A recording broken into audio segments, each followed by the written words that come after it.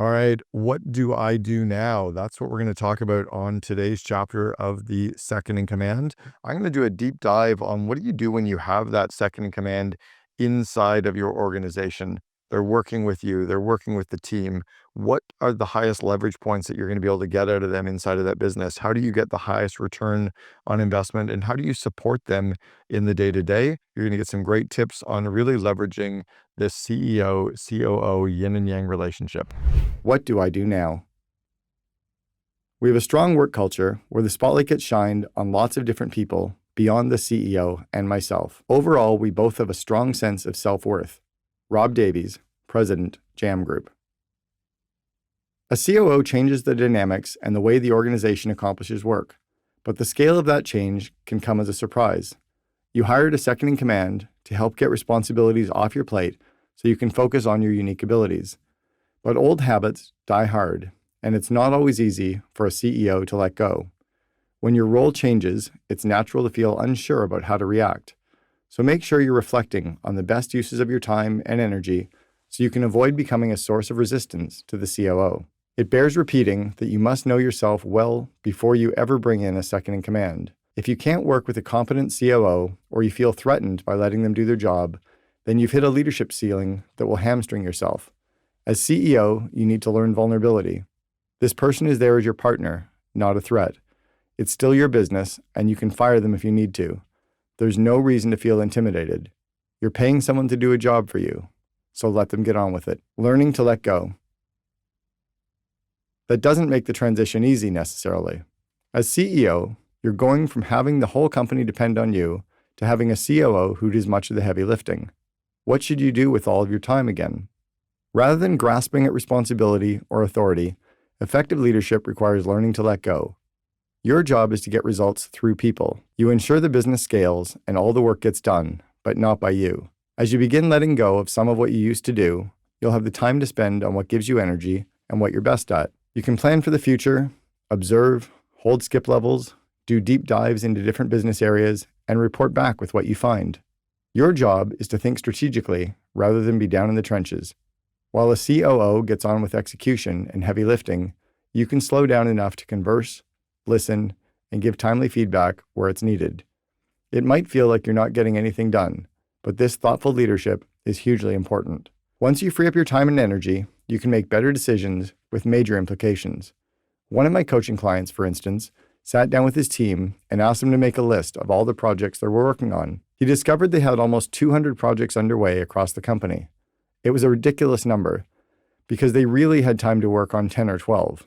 So he completely eliminated 150.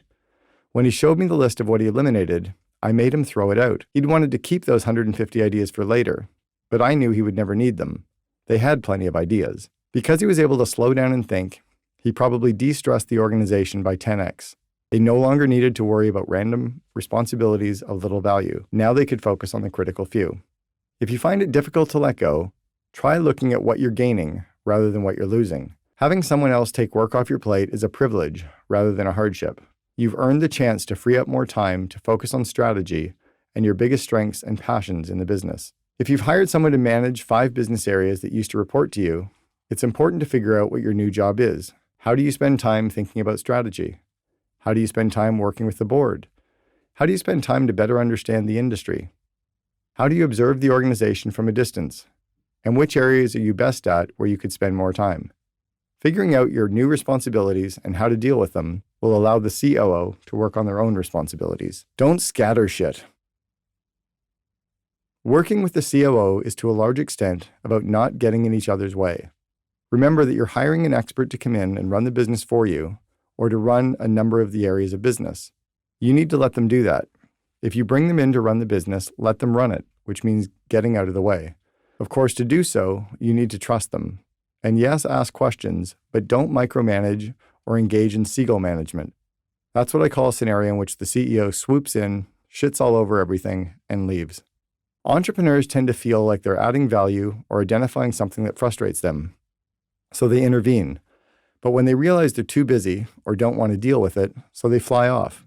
It's much better to pull the COO aside, share what you saw or what frustrated you privately, and then let them take care of the fix. Follow the same principles as the skip level meetings by reporting back and conferring rather than taking over. On a recent call with Jason Hennessy, CEO of Hennessy Digital, and his COO, Scott Schrum, who's also a CEO Alliance member, Jason said, "Things are going too well right now. I'm not sure what to focus on. I feel like I need to break some stuff to get engaged again." Entrepreneurial founder CEOs are often starved for praise, which makes sense. As I've said so many times on stages, I feel like we're all 16-year-olds trapped in adult bodies. We're all still dealing with our teenage insecurities in some way. If someone else comes into your company and starts sharing the praise, accolades, and recognition with your teams, it's natural to feel less loved or less secure. Recognize, though, that people think more of you because of who you've brought in to help grow the company. It's dangerous to interfere, thinking you can fix a problem faster than the COO because there will be repercussions. You start to undermine them when your job is to actually shine the spotlight on them. If you swoop in to do something, you're actually hurting that COO's ability to do more inside the company, even if that's not your intention. The job of the CEO is to grow the skills and the confidence of the COO. Delegation and unique ability teams. Dan Sullivan, who built Strategic Coach, talks about building unique ability teams based on the areas of strength that you're most passionate about and energized by. Delegate everything except genius. Get everything off your plate except your unique abilities. If you're great at speaking and dealing with the media, do those 80% of the time. Do more speaking, more talking to the media, and more outreach, and then spend the rest of your time thinking and observing the industry, not doing the COO's job. Most CEOs still keep 3 to 5 business areas reporting to them, or whatever is a manageable number. You might keep finance or marketing because you love that area. Maybe you keep legal and compliance for strategic reasons. I'm sure Steve Jobs kept product reporting to him, but I doubt he had the retail experience reporting to him. He often talked about product design and marketing, but he didn't have a whole lot to say about retail. The key is to identify the areas of the business you're best at leading and that give you energy, the ones that harness your unique abilities. Delegate everything else. If you make the right COO hire, someone who loves and excels at what you don't, then everything gets done and people gain energy and fulfillment in the process. On the other hand, if you hire a COO who wants to oversee areas in your unique abilities, there's bound to be friction. Delegation represents a way to supercharge the growth of the organization. You have more time to work on what gives you energy, which allows you to bring that energy into the rest of the business instead of transferring stress and a sense of being overwhelmed throughout the company. Have the COO build teams such that each person only works on their unique ability areas. To build unique ability teams, the COO should start with having every key leader do the activity inventory, making a spreadsheet of every task they do over the course of a normal month. Column A lists the tasks. In column B, rank them by incompetent, competent, excellent, and unique ability. The first step is getting everything off their plates that they're incompetent or only competent at. Next is to redistribute some of the excellent tasks to other executives so they're only left working on their unique abilities. It often isn't your job as CEO to engage in strategies like building unique ability teams, but it's a tremendous point of leverage when a COO does. If you haven't already, come check out the Second in Command podcast on YouTube. It's at YouTube/@Second in Command podcast. Conflict at the top. Despite the care you took in hiring the right COO, you're not always going to get along. The key with conflict is to remember that as in a marriage, it's natural. When you're spending so much time passionately engaged in an endeavor with another person, there will sometimes be differences, miscommunication, mismatch energy, and stress. Both people are trying their best, but sometimes life intervenes. When addressing conflict, focus on what went wrong, what you need in the future, and how you feel about what happened. Ask the other person how they're feeling as well. Remember that you're upset with the result, not the person. You don't like an output, but the person is not the problem.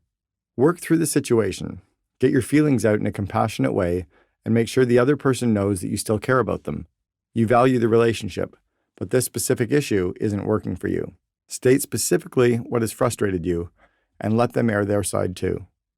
CEO Alliance member and Redirect Health COO Guy Barry emphasizes the importance of not making conflict personal. The big thing is, words are words. They can't hurt you. If you let those words hurt you and break you down mentally as a leader, you're just not going to be able to last. It's going to tear you apart. Address the specific issue. If you're upset because the COO shows up late, explain what you felt in that specific situation and why, rather than snapping, you're always late to meetings. Remember, You're stronger together than you are apart. Working through the rough patches leads to strength.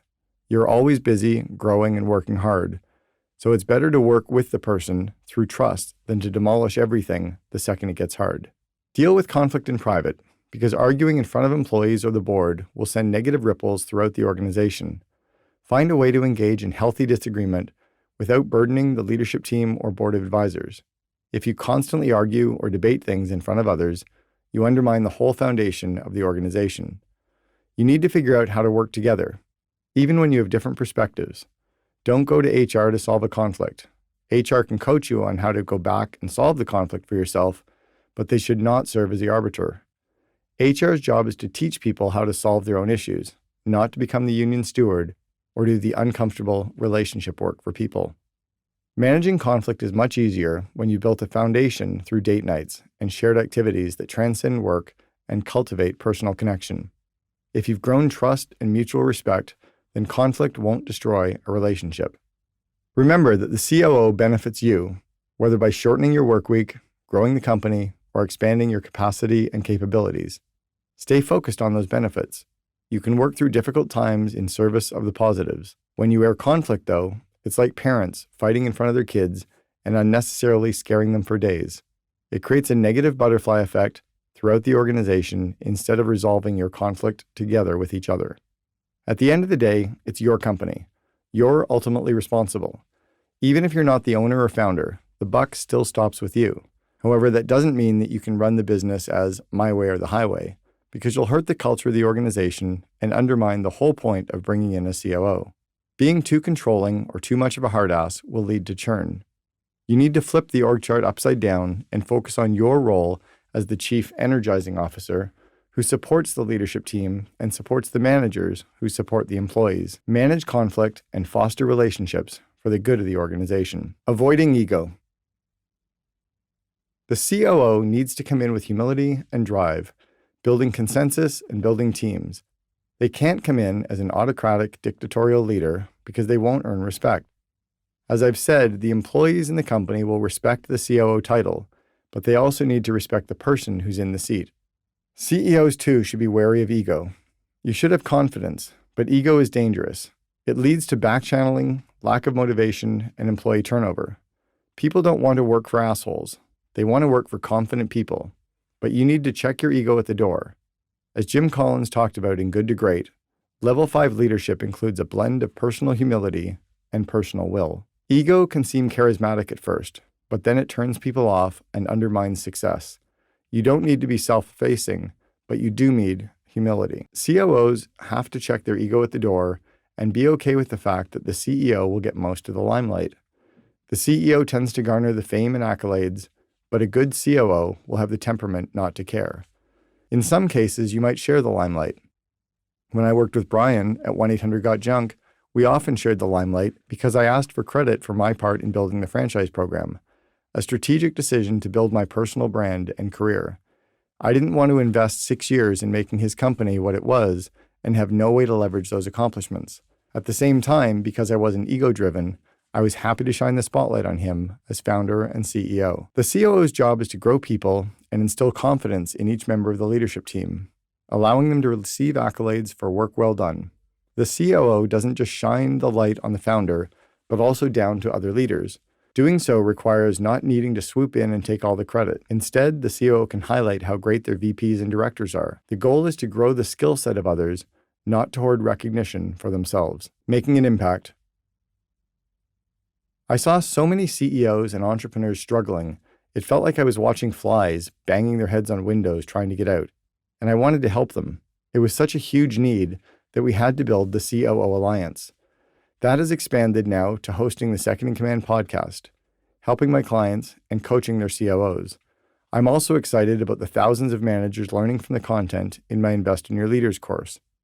Larger companies are increasingly working with us and listening to the Second in Command podcast too. CEOs can gain some good insights from the podcast and see issues from a different perspective. Business interviews tend to focus on the CEO side, so there's an opportunity to expand your perspective to the COO side and use a different lens. We keep gaining traction, scaling, and gaining podcast listeners. I've made my mark. I feel good about it, and I don't need to be a COO again. Sooner or later, I'll probably have an operations person whom I can delegate to, but I don't think I'll ever need a full COO. I can keep my current projects within my span of control. Most of the guests on the Second in Command podcast are unknown names. I usually find a company, brand, or CEO and want the rest of the story. So I ask for an introduction to their second in command. I wanted the story of Rippling, Shopify, and Bumble because they were doing so well, they must have great COOs, but I didn't know their names when I started. My podcast is often the first place people really get to know COOs. Many aren't used to interfacing with the media, whereas CEOs tend to do so frequently. I love the chance to get the unvarnished rest of the story about business growth that we don't typically hear when we only talk to entrepreneurs. It's like only hearing mom's opinions on child rearing, when of course dads have their own valid perspective too. One of the first COOs whose name most people know is Sheryl Sandberg. She was with Facebook for 15 years as COO before announcing that she was stepping down. Before joining Facebook, Sandberg was the vice president of global online sales and operations at Google. Before that, she was the chief of staff for the United States Secretary of the Treasury. The COO is akin to a politician's chief of staff, and that label has become popular in the business world. Mark Zuckerberg has shone the light on her to make sure she's world famous for having been his second in command. As a result, she was okay with remaining COO because she got the accolades and people knew she built the company alongside Zuckerberg. In addition to receiving generous financial compensation, of course, Zuckerberg has openly admitted that in the early days, she was there as a babysitter and helper, although she later became his partner. Most COOs are not trying to move into the CEO role or grow their careers beyond the COO level. They're happy and well-suited to growing the organization until their skill set no longer serves. Their satisfaction comes from their contribution and from fair compensation, not necessarily from any wider recognition. Often, COOs appreciate autonomy and increasing opportunities, such as extra PTO to work on an executive MBA. COO satisfaction comes from feeling like they're doing great work, working with great people, and being paid fairly for their time. The personality type is such that most don't want the limelight or the stress of the CEO role. When I asked one COO for their reflections to include in this book, they thanked me for the opportunity but said, "I respectfully decline, as I prefer to be in the background and not the spotlight." They said they take their cues from Roy Disney, who made his brother Walt's magic run on time from behind the scenes. They quoted Roy Disney as saying, "It's not hard to make decisions when you know what your values are." Written and narrated by Cameron Herold. Text copyright 2022 by Cameron Herold. Production copyright 2023 by Cameron Herold. All rights reserved. Thank you for listening.